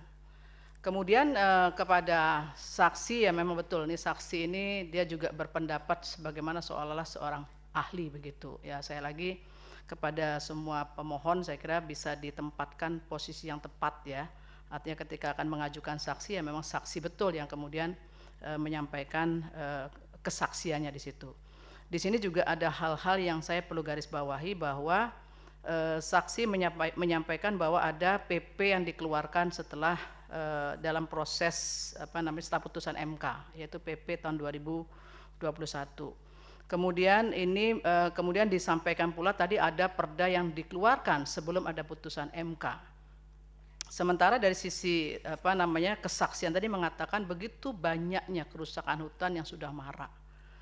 Nah ini bagaimana kemudian saksi bisa membangun sebuah korelasi kesaksiannya bahwa itu sesungguhnya adalah penyebabnya Undang-Undang Ciptaker. Itu tidak ada koherensinya sebetulnya dari sisi regulasi yang diterbitkan di situ. Kerusakannya sudah lama, bahkan ada riset yang sudah dilakukan di tahun 2002-2003, kemudian berlanjut lagi. Dan kerusakan tetap ada, apakah itu sebenarnya berkoherensi dengan Undang-Undang Ciptaker? Itu terpotong di situ kesaksian dari saudara ya. Jadi saya berharap sekali lagi kepada para pemohon untuk menyampaikan siapapun ya saksi yang akan diajukan itu adalah saksi yang betul-betul bisa kemudian menjelaskan secara jelas apa yang menjadi kesaksiannya terkait dengan proses pembentukan. Kalau sekarang yang sedang diuji adalah berkaitan dengan Undang-Undang 6 2023, bahwa itulah yang kemudian akan dijelaskan di sini. Ya, saya kira begitu. Terima kasih. Terima kasih Yang Mulia. Masih Yang Mulia Pak Daniel, silakan. Baik, terima kasih Yang Mulia Ketua Sidang. Terima kasih juga untuk ahli Pak Dr. Aan ya. Ada pertanyaan saya yang timbul terkait dengan keterangan ini. Manakah yang menjadi fokus sebetulnya dalam pengujian formil terhadap Perpu? Apakah pasal 22 ayat 1 Undang-Undang Dasar 1945 tentang makna kegentingan yang memaksa, atau yang kedua prosedur pembentukan undang-undang yang diatur dalam Undang-Undang 12 2011 yang 2 kali mengalami perubahan, 15 2019 dan 13 2002, ataukah 2003 ya, 2023, ataukah putusan MK 91 garing PUU 2020? Karena apa yang tadi disampaikan Yang Mulia Prof. Eni ini kan sebenarnya uraian ahli terkait dengan pertanyaan di halaman 9, apakah perbaikan yang dilakukan tersebut konstitusional? Poin pertama dan kedua, kalau pertama dinyatakan ini memenuhi tenggang waktu, artinya tenggang waktu sudah sesuai. Poin yang kedua yang tadi diangkat Yang Mulia Prof. Eni itu dari teknik penyusunannya itu dan seterusnya sudah sesuai ya. Tapi di halaman kesimpulannya sini dinyatakan inkonstitusional. Nah, dalam kaitan dengan kesimpulan ini dan pertanyaan saya tadi, karena yang dipakai acuan itu adalah putusan MK 91 2020 itu, dan ada satu lagi adalah terkait putusan MK 138 2009 yang tadi juga ahli sempat menguraikan unsur subjektif Presiden kemudian ukuran objektif oleh Mahkamah Konstitusi. Nah, kesimpulan ahli menyatakan inkonstitusional itu justru uraiannya lebih banyak terkait dengan putusan MK 91. Karena itu pertanyaan saya adalah, yang mana yang mau dijadikan acuan dalam pengujian formil? Apakah pasal 22 ayat 1 UUD 1945 ataukah Undang-Undang P3 yang merujuk pada pasal 22A Undang Dasar 1945, ataukah pada putusan MK 91 tahun 2020 dan putusan MK 138 2009? Ini mohon elaborasi dari ahli untuk memberikan paling tidak pemahaman kami yang untuk bisa lebih komprehensif dalam pengujian ini. Nah, kemudian untuk pemohon ya, saya tidak pada saksi. Usulan saya kalau bisa pemohon yang saksi yang dihadirkan itu memberi kesaksian pada proses pengujian formil, bukan penerapan apa yang tadi disampaikan sampai hakim gimana mau menegurnya. Untuk pemohon yang lain ketika mengajukan saksi supaya fokus, karena ini pengujiannya formil. Saya menduga saksi itu tidak mengerti apa beda pengujian formil dan material. Ini saya kira penting karena waktu kita juga sangat berharga, karena sebagian besar yang disampaikan saksi tadi adalah soal implementasi, tapi bukan soal proses pengujian formilnya. Itu saja dari saya Yang Mulia, terima kasih. Terima kasih Yang Mulia. Masih ada Yang Mulia Pak Soeharto. Iya, sedikit saja Pak Ketua. Pak An ya, saya ke Pak An saja. Kalau ke saksi sudah cukup. Begini Pak An, saya mohon ketegasan dari ahli. Sebenarnya Bapak setuju tidak dengan jawaban pemerintah mengeluarkan Perpu atas putusan Mahkamah Konstitusi itu? Karena kalau saya cermati keterangan ahli ini kan Pak Aan, ada semacam di satu sisi mengamini seolah ini waktunya masih mencukupi, hanya perusahaan meaningful participation yang belum dipenuhi misalnya. Artinya bahwa pada titik ini Bapak setuju dengan dikeluarkannya Perpu itu. Tapi kemudian ambiguitas yang muncul adalah kalau sudah membolehkan tapi waktunya cukup, tapi mempersoalkan meaningful participation padahal itu adanya di pembentukan undang-undang biasa. Atau mungkin Pak An punya pendapat lain dan mohon dijelaskan di mana posisi itu ditempatkan. Kalau ini Perpu tapi dipersoalkan partisipasi penuhnya di mana? Titiknya ada di mana? Itu yang kemudian saya juga tadi di mana ini kalau Perpunya sebagian diiyakan tapi kok masih dipersoalkan partisipasi yang belum terpenuhi itu. Mungkin itu. Kemudian yang kedua, keberadaan Undang-Undang 13 2022, Pak Aan. Saya berharap Pak Aan sudah membaca putusan 91 itu secara utuh. Memang ada pertimbangan hukum yang memang Undang-Undang Ciptaker yang sebelumnya itu dipersoalkan oleh MK bahwa ini belum punya landasan tentang omnibusnya itu. Nah itulah pemerintah kemudian menjemput dengan perbaikan Undang-Undang 13 2022 itu. Nah saya mohon dijelaskan juga posisinya di mana ini. Jangan hanya mungkin bagian partisipasi saja, tapi sebenarnya sudah ada juga bagian yang dijemput oleh pemerintah untuk menjemput amar putusan, meskipun tidak clear di amar tapi di pertimbangan hukum ada putusan MK yang dulu. Itu saja Pak Ketua, terima kasih. Ya, baik, terima kasih Yang Mulia. Silakan Pak Dr. An untuk menanggapi.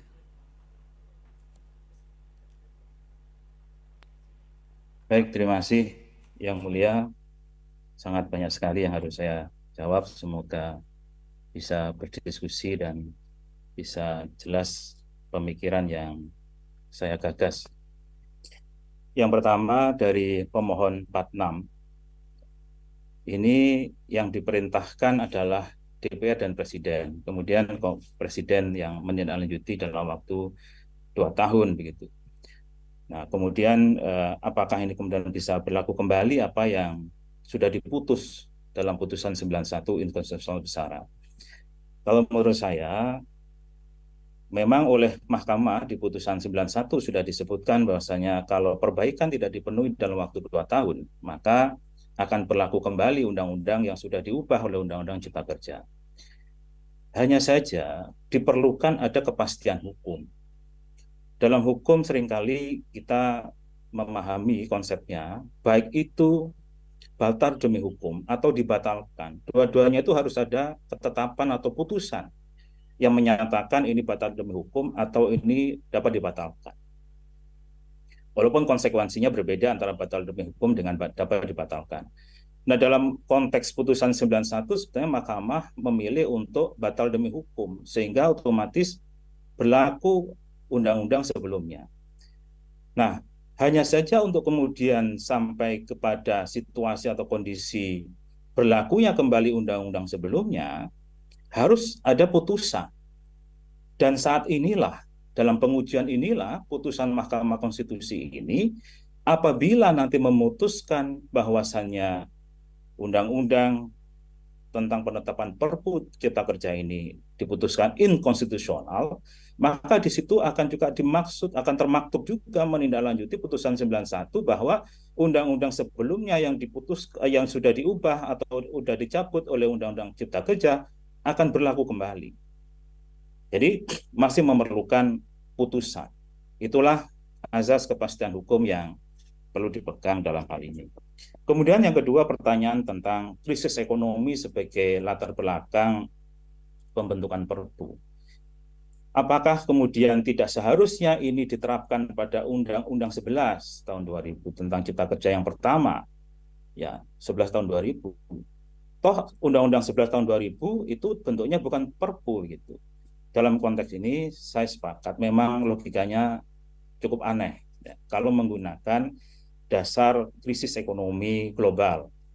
Ya, ketika di awal bentuknya undang-undang bukan Perpu, tapi perbaikannya dalam bentuk Perpu, sehingga tidak secara hukum atau secara logika hukum tidak memenuhi. Lebih lanjut adalah untuk kekosongan hukum yang terjadi selama 2 tahun, apakah 2 tahun itu cukup bagi pembentuk undang-undang dalam membentuk undang-undang? Banyak pengalaman 2 tahun itu sangat-sangat cukup. Tadi pemohon juga menyatakan bahwasanya Undang-Undang Cipta Kerja itu tidak sampai 2 tahun dibentuk, Undang-Undang 11 tahun 2020. Nah, sehingga menurut ahli 2 tahun itu adalah waktu yang sangat cukup, apalagi faktanya sekarang belum sampai 2 tahun, pemerintah dan DPR sudah mengeluarkan 2 produk. Yang pertama adalah Perpu Cipta Kerja, yang kedua adalah Undang-Undang Penetapan Perpu Cipta Kerja.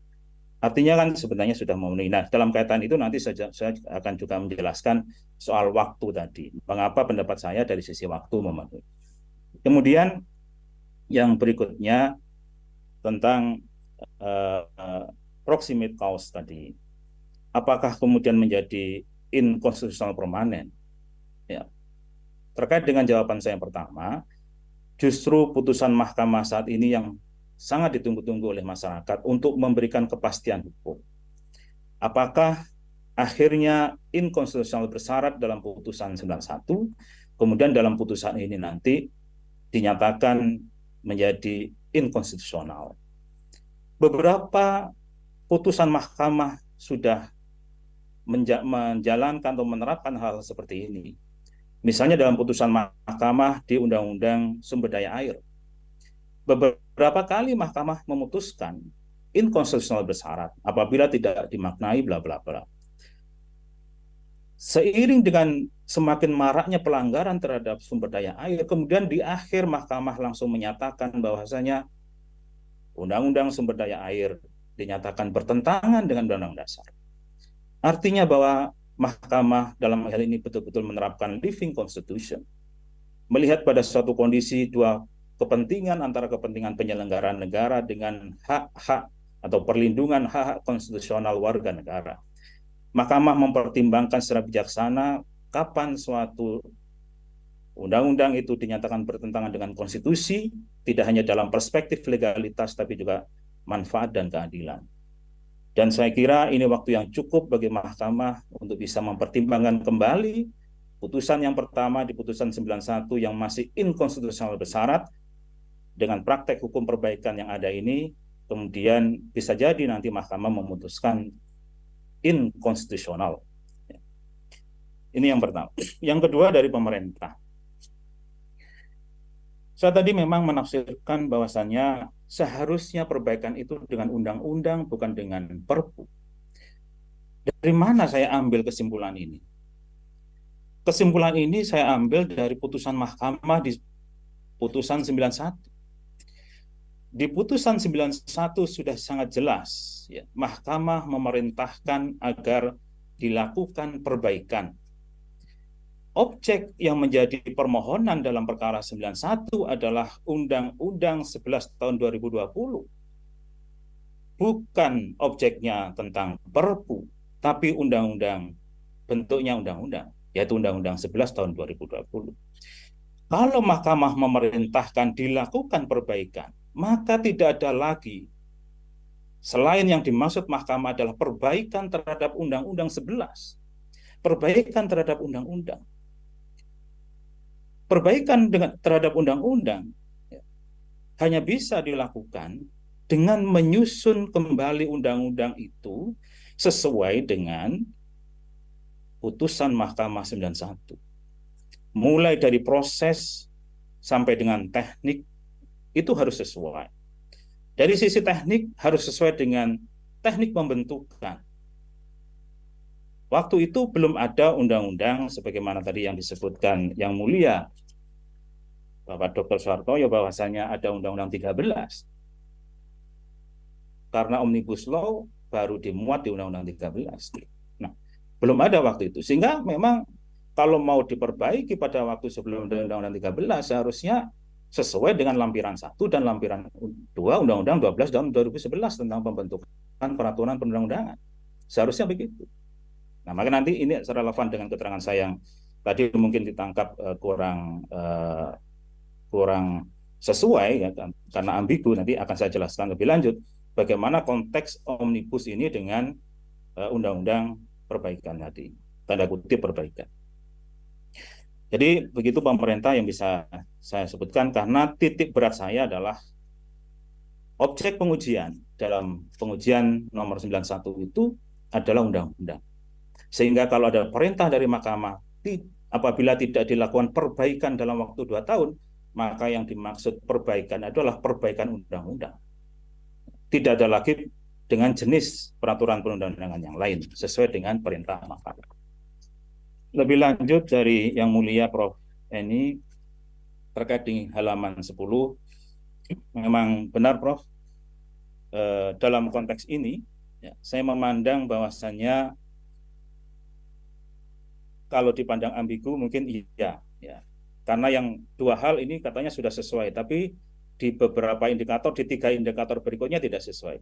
Saya hanya ingin menempatkan ini dalam posisi yang objektif, bahwasannya ada sisi waktu, ada sisi teknik penyusunan, ada sisi pilihan jenis, dan ada dari sisi proses, serta dari sisi materi muatan.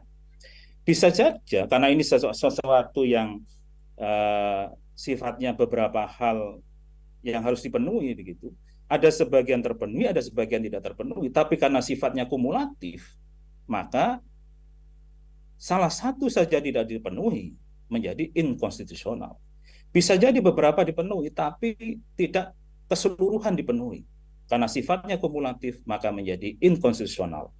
Berbeda kalau sifatnya alternatif. Salah satu dipenuhi, sudah menjadi konstitusional. Nah, dalam konteks ini, saya memandang bahwasannya dari sisi teknik, saya membedakan antara teknik dengan proses. Kalau teknik, itu sebagaimana diatur dalam lampiran 2 Undang-Undang 12 2011. Kalau proses, itu sebagaimana diatur dalam batang tubuh Undang-Undang 12 2011. Partisipasi masyarakat itu diatur di dalam batang tubuh. Di dalam batang tubuh Undang-Undang 12 2011. Tidak diatur di dalam lampiran. Yang diatur dalam lampiran itu, rinciannya, detailnya adalah tentang naskah akademik lampiran 1, dan lampiran 2 adalah tentang teknik penyusunan. Nah, sehingga saya membedakan. Makanya di dalam dari kelima analisis tadi, untuk teknik menurut saya sudah tidak relevan lagi kalau dipersoalkan omnibus karena sudah sesuai. Tapi kalau untuk proses itu inkonstitusional, masih bermasalah. Di mana teknik ini yang bermasalah, itu kan tadi intinya. Mengapa secara teknik disampaikan memenuhi? Saya patokannya adalah permohonan, kembali kepada objek permohonan, objek yang diuji. Pengujian ini tidak menguji perpu. Nah, ini juga nanti mungkin terkait dengan pertanyaan Yang Mulia Dr. Daniel. Pengujian ini objeknya adalah tidak menguji perpu. Pengujian ini kalau saya baca permohonannya adalah menguji undang-undang tentang penetapan perpu. Jadi yang diuji adalah undang-undang, bukan menguji perpu. Ini titik awal pertama. Undang-undang tentang penetapan perpu itu dibuat pada tahun 2023. Sedangkan undang-undang yang menjadi dasar teknik penyusunan undang-undang menggunakan metode Omnibus Law itu dibuat pada tahun 2022. Undang-Undang 13 tahun 2022, tepatnya pada tanggal 16 Juni tahun 2022. Artinya bahwasannya sudah ada dasar hukum untuk membuat suatu undang-undang menggunakan teknik atau menggunakan metode Omnibus Law pasca 16 Juni tahun 2022. Sehingga kalau kemudian Undang-Undang Undang-Undang Cipta Kerja yang menjadi objek permohonan ini, yaitu 6 tahun 2023, yang di dalamnya menggunakan metode Omnibus Law, menurut saya ya sudah sesuai dengan teknik penyusunan menggunakan Omnibus Law. Ya seperti itu memang yang ditentukan oleh Undang-Undang 13 tahun 2022. Kalau 6 2023 diuji dengan 12 2011, ya tidak sesuai, itu sama dengan yang ada dalam putusan 91.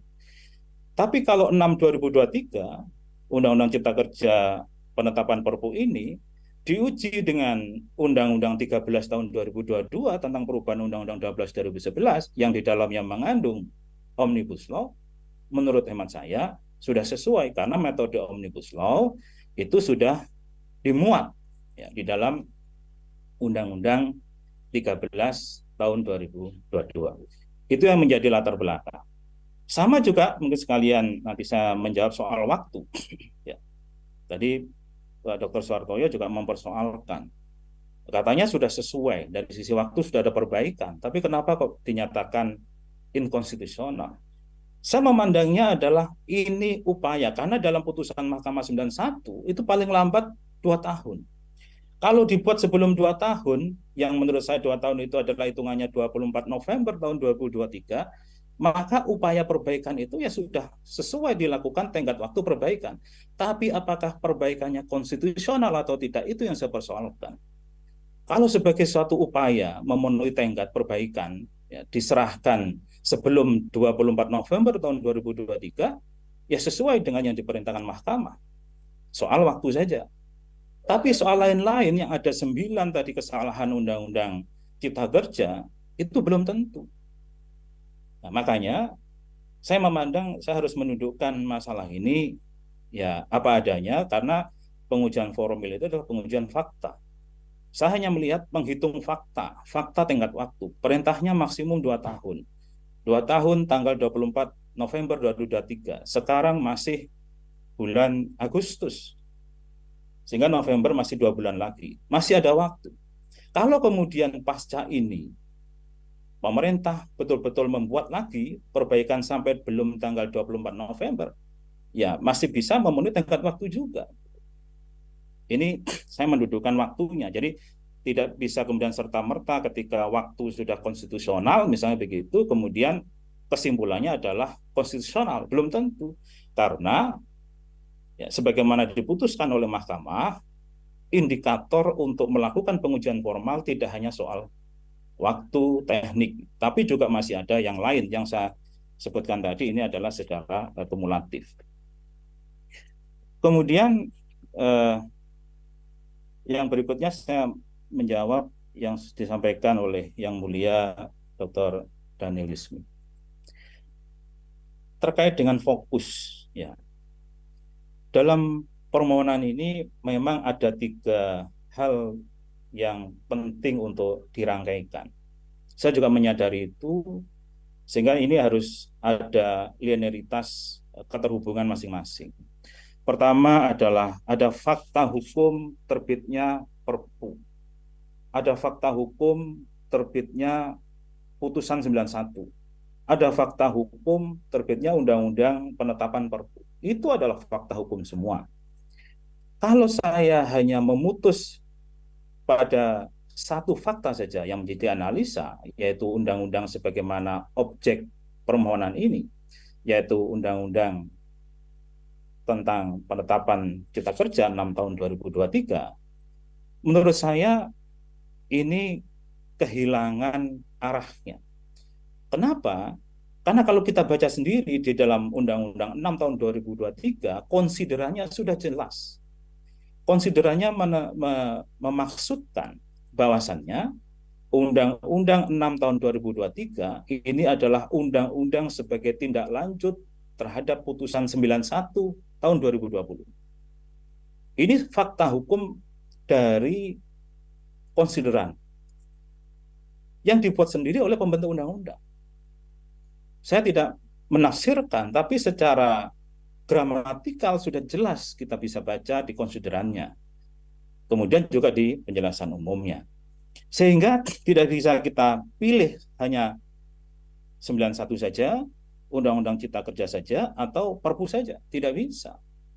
Saya melihat keterkaitannya, putusan 91 itu menjadi perintah perbaikan. Harus diperbaiki Undang-Undang 11 2020.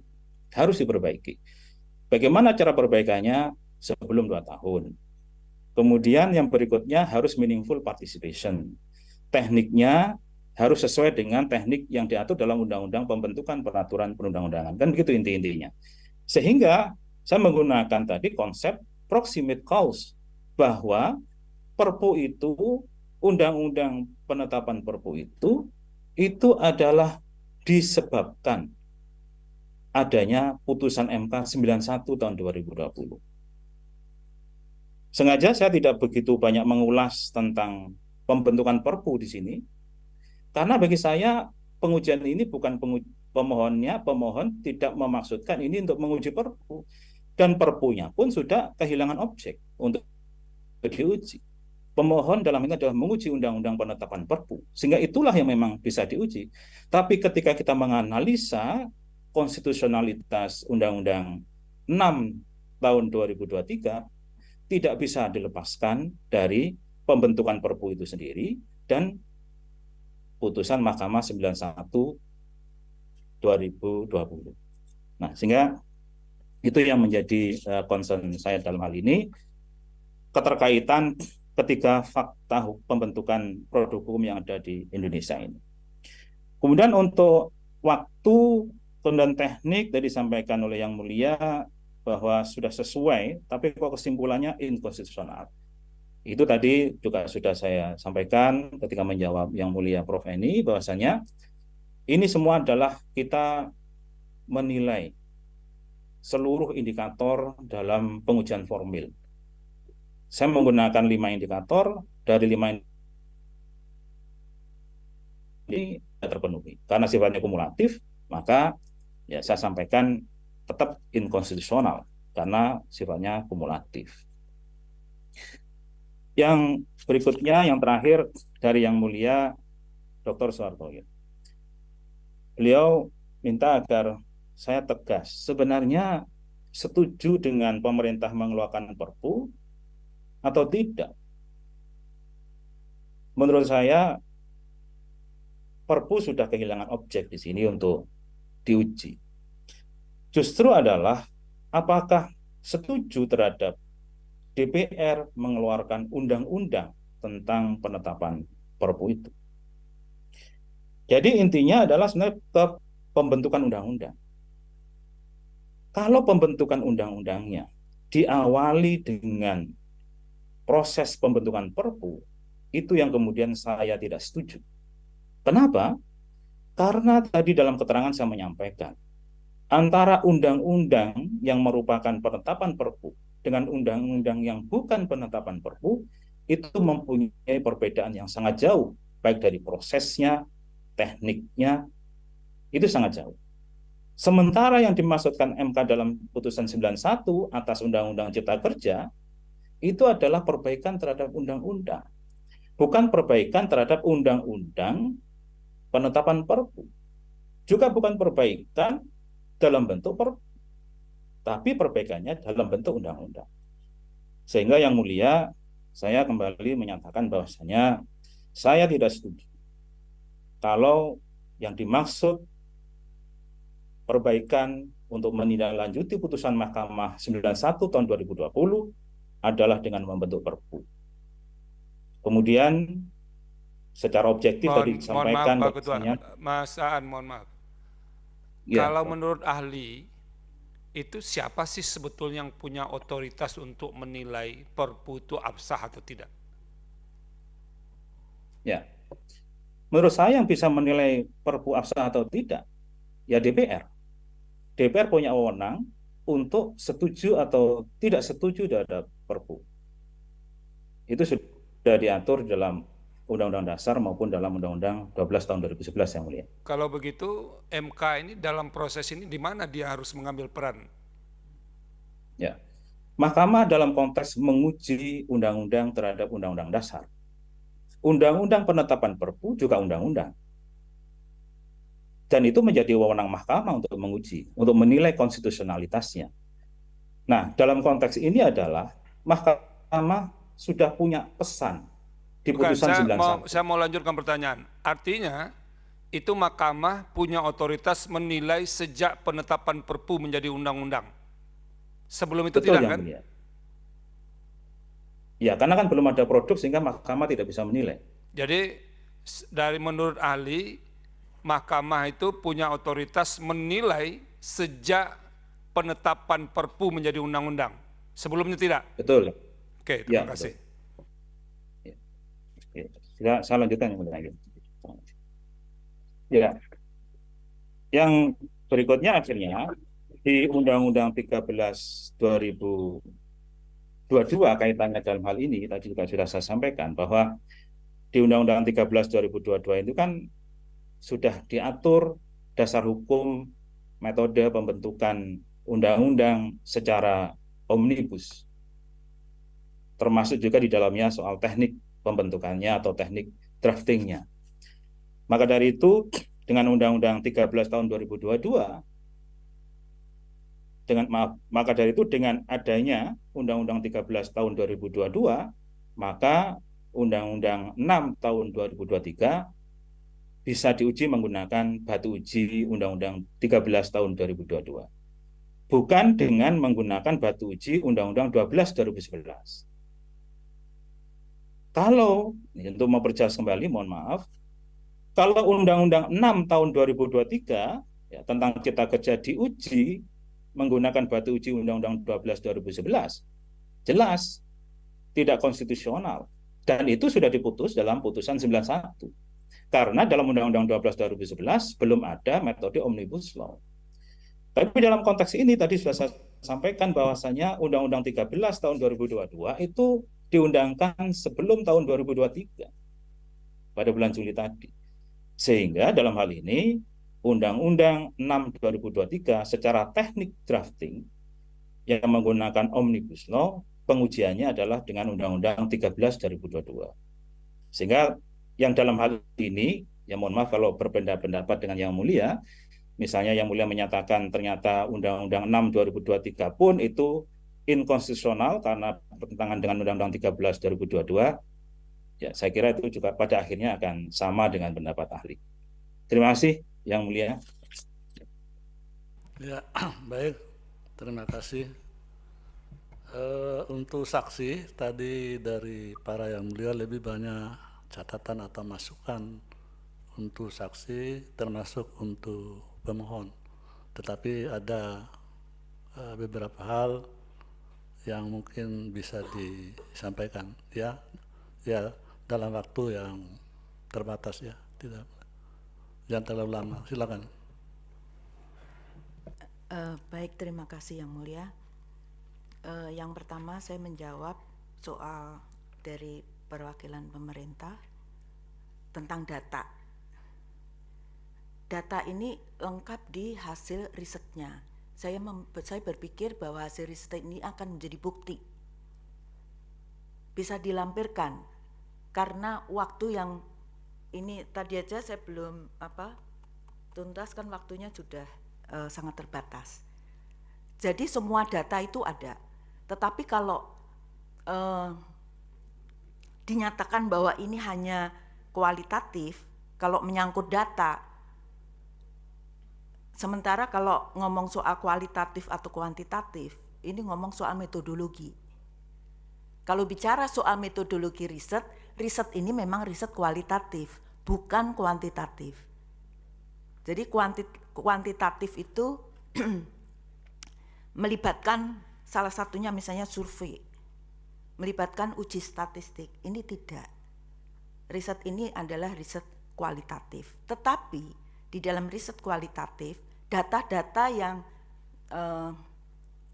Bapak Ibu maksudkan tadi ada di dalamnya. Itu lengkap termasuk angka-angka besaran deforestasi dan juga angka-angka yang tadi saya sebutkan berapa persen dari pemerintah pusat memberikan pengakuan terhadap program reforma agraria dan perhutanan sosial. Itu angkanya lengkap. Jadi saya berpikir mengapa saya tidak memberikan data-data yang diminta, karena saya berpikir hasil riset itu sendiri akan saya serahkan sebagai bukti. Itu yang pertama. Kemudian yang kedua, riset ini adalah riset kolaboratif.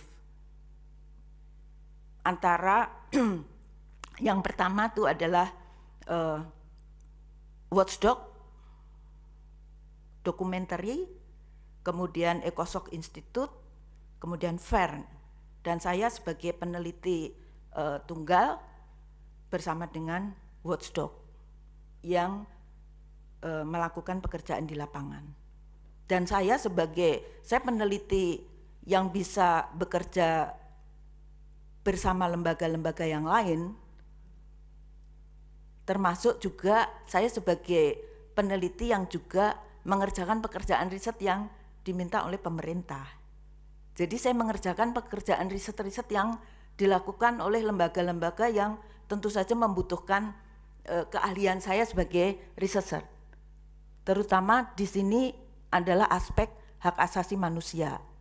Karena bidang saya atau minat atau fokus saya adalah memang seperti yang tadi saya sampaikan adalah di bidang hak asasi manusia, khususnya hak ekonomi sosial budaya. Di dalam saya juga sudah menyerahkan CV kepada pemohon CV saya. Bagaimana di dalam CV saya itu saya riset dengan berbagai lembaga, termasuk dengan pemerintah. Kemudian yang berikutnya, pertanyaan dari Yang Mulia Profesor Eni. Tadi saya menyampaikan bahwa sebelum ada Undang-Undang Cipta Kerja pun tata kelola hutan di Provinsi Sulawesi Tengah itu sudah buruk. Tetapi pemerintah provinsi dan pemerintah kabupaten tadi Buol dan Kabupaten Sigi itu berupaya untuk membenahi tata kelola dengan berbagai macam pendekatan, dengan berbagai macam program dan kebijakan. Salah satunya yang pemerintah provinsi sudah membuat Perda nomor 8 tahun 2019 itu tentang pengelolaan hutan di wilayah KPH. Demikian juga dengan pemerintah Sigi dan pemerintah Buol. Seperti yang tadi saya sampaikan, ada begitu banyak program, ada begitu banyak kebijakan untuk memperbaiki tata kelola di sektor kehutanan ini. Tetapi nah, hasilnya itu sudah on the track. Misalnya yang pemerintah provinsi itu dengan Perda nomor 8 tahun 2019, pemerintah provinsi itu memberikan kontribusi terhadap penghasilan bukan pajak, itu termasuk yang tertinggi. Hasil dari pembenahan tata kelola hutan dari tahun 19 sampai tahun 2023 itu hasilnya itu signifikan. Kemudian juga di Kabupaten Buol misalnya juga hasilnya pada saat itu signifikan karena misalnya dihentikan pertambangan ilegal, pembalakan liar berhenti. KPH itu sering sekali turun ke lapangan, ke desa-desa dan benar-benar menciptakan hutan yang adil dan lestari karena melibatkan sepenuhnya masyarakat. Gini Bu Sri Palupi, ya nanti diulangi lagi, nanti jadi ahli betul di sini. Bukan, jadi nanti gini saja, nanti hasil penelitiannya saja yang disampaikan ya. Iya. Karena nah, jadi tadi karena Profesor mengatakan ini ada yang putus, nanti saya coba lanjutkan sedikit. Nah, justru karena sudah on the track, yang on the track ini menjadi terputus atau dimentahkan karena dilaksanakannya Undang-Undang Cipta Kerja yang mengambil, yang ada 3 tadi yang saya sampaikan, kebijakan atau tindakan yang dilakukan pemerintah pusat, Yang pertama adalah mengambil alih kewenangan tata kelola hutan dari pemerintah provinsi dan pemerintah kabupaten. Tadi kan sudah diulangi, disampaikan, Iya. diulang-ulang lagi.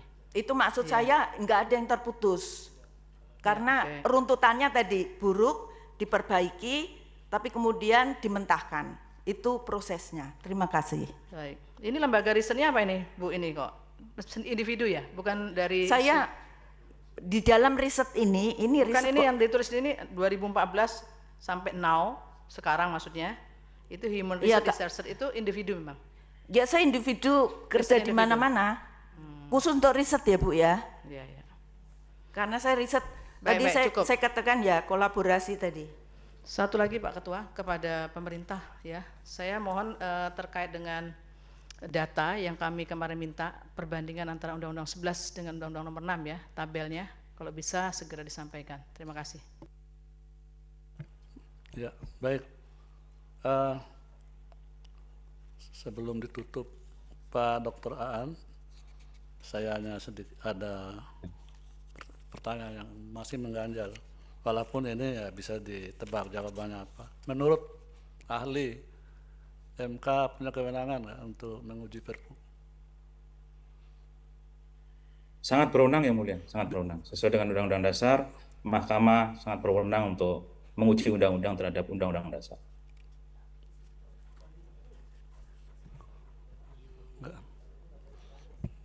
Saya ulangi, ini bukan undang-undang, Perpu. Ada nggak di pasal berapa di Undang-Undang Dasar? Ayo. Oh, mohon maaf yang mulia, yang saya kira terputus tadi.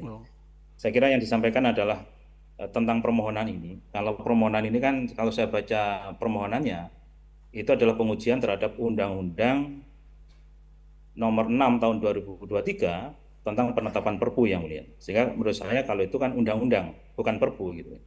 Ya, itulah pertanyaan saya, kalau MK itu punya kewenangan nggak untuk menguji Perpu?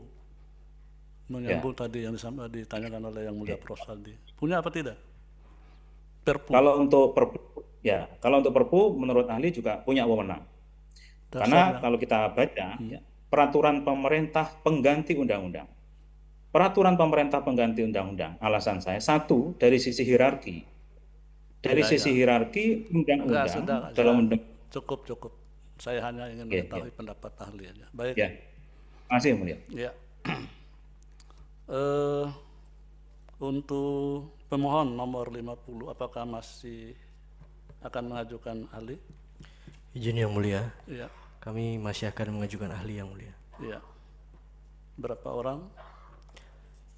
Kami ingin mengajukan 2 orang ahli yang mulia, tapi yang sudah konfirmasi 1. Oh, baru 1 ya. Baik.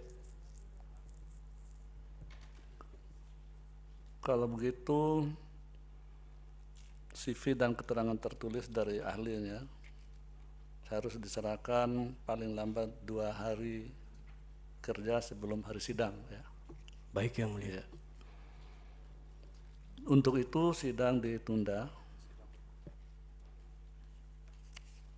pada hari Senin tanggal 7 Agustus 2023 untuk mendengar keterangan ahli dari perkara nomor 50.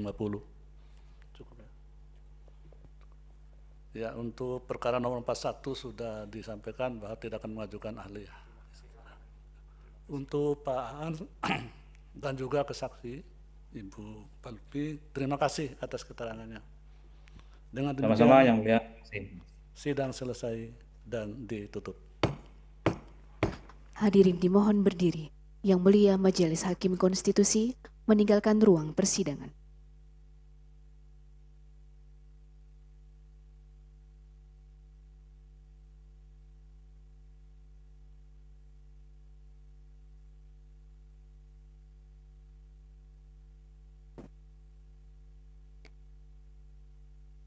Hadirin disilakan duduk kembali. Hadirin yang kami hormati, demikianlah persidangan pada hari Rabu, tanggal 2 Agustus 2023. Untuk perkara nomor 41, untuk perkara nomor 40, 41,